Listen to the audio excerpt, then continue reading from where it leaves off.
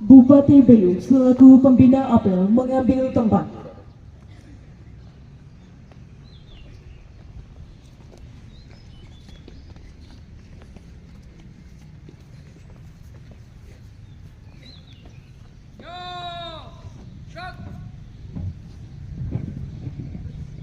Penghormatan kepada pembina apel.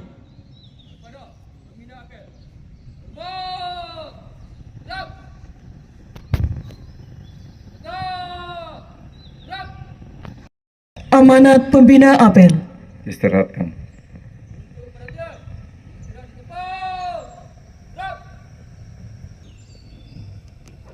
Ya, pertama puji Tuhan, hari ini kita kembali apel mingguan di minggu ketiga bulan Juli. Tanpa terasa kita sudah berada di pertengahan tahun.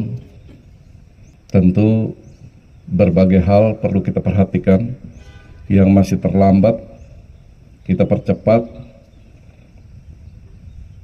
yang belum terlaksana segera laksanakan. Masing-masing OPD perhatikan perencanaan-perencanaan, target-target, indikator-indikator yang belum terlaksana, dievaluasi internal. Saya ingatkan bahwa kelemahan kita adalah salah satunya di MONEF, monitoring dan evaluasi, termasuk monitoring dan evaluasi disiplin kehadiran. Dan saya perlu ingatkan bahwa kalau kita kerja tanpa disiplin tidak bisa. Oleh karena itu kita selalu ingatkan untuk disiplin. Kehadiran di sini jangan hanya untuk seremonial saja, kita hadir secara fisik saja, tetapi gunakan kesempatan apel mingguan ini untuk kita bertukar informasi, saling bertatap muka antar OPD, antar badan, bahkan internal OPD, karena belum tentu kita bisa ketemu dalam satu kesatuan sebanyak ini, atau membutuhkan waktu lagi untuk kumpul-kumpul begini. Jadi di samping kita bertemu begini dan Bupati bicara dari depan, pimpinan OPD mungkin diskusi-diskusi kecil sebelum apel 10 menit, 5 menit untuk lihat kesiapan siapa-siapa yang hadir, siapa-siapa yang tidak hadir. Jadi jangan jadikan apel ini rutinitas. Bukan hanya apel saja, kegiatan-kegiatan yang dinilai atau dianggap hanya rutinitas, tidak.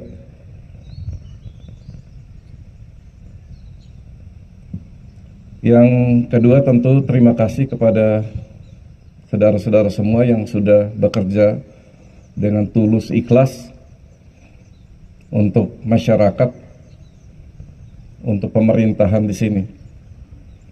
Kita ingatkan tata kelola pemerintahan ini kalau bisa dari hari ke hari menjadi lebih baik. Kemarin dalam konsultasi publik di BT Laleno, ada yang menyampaikan kritik terhadap itu. Dan kita sebagai yang bertanggung jawab kepada itu, mulai dari Bupati sampai jajaran terbawah, kita harus memperhatikan masukan-masukan dari tokoh masyarakat, bahkan mantan ASN, mantan kepala dinas di sini,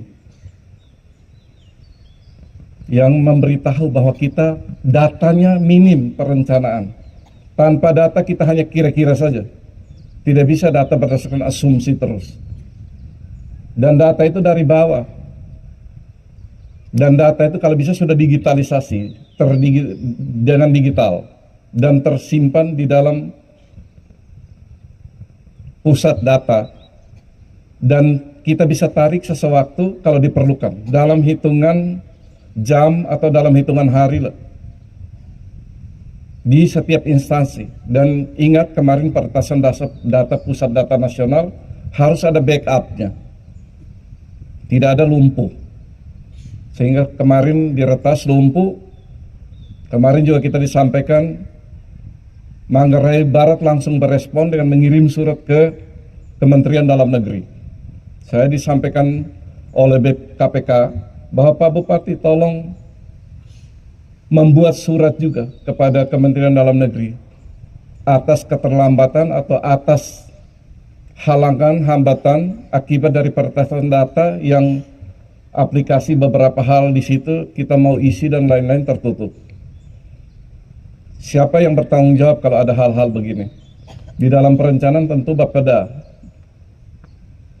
BP4D yang bertanggung jawab untuk seluruh perencanaan ini. Di kesehatan, angka kesakitan, angka kematian, angka kunjungan.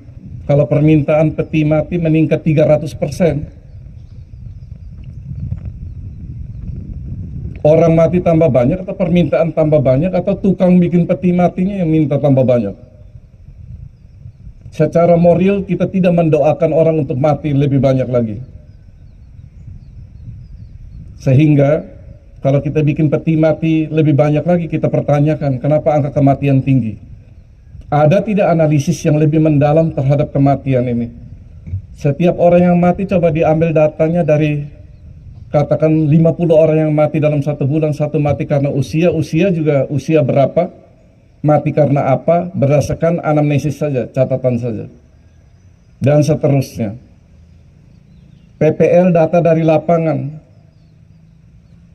Sayur mayur yang ditanam berapa, datanya berapa hektar, panennya bagaimana, penghasilan petani meningkat bagaimana. Data jagung di seluruh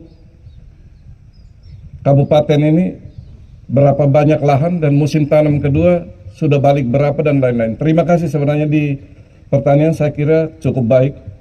Ya, teman-teman di lapangan sudah bergerak cepat untuk melakukan olah lahan, dan siapa yang minta pertama dia yang dilayani pertama.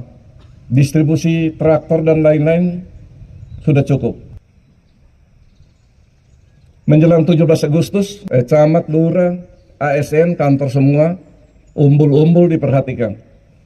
Umbul-umbul jangan sudah kusam pergi tanam kembali di sana. Kita akan cek, ya.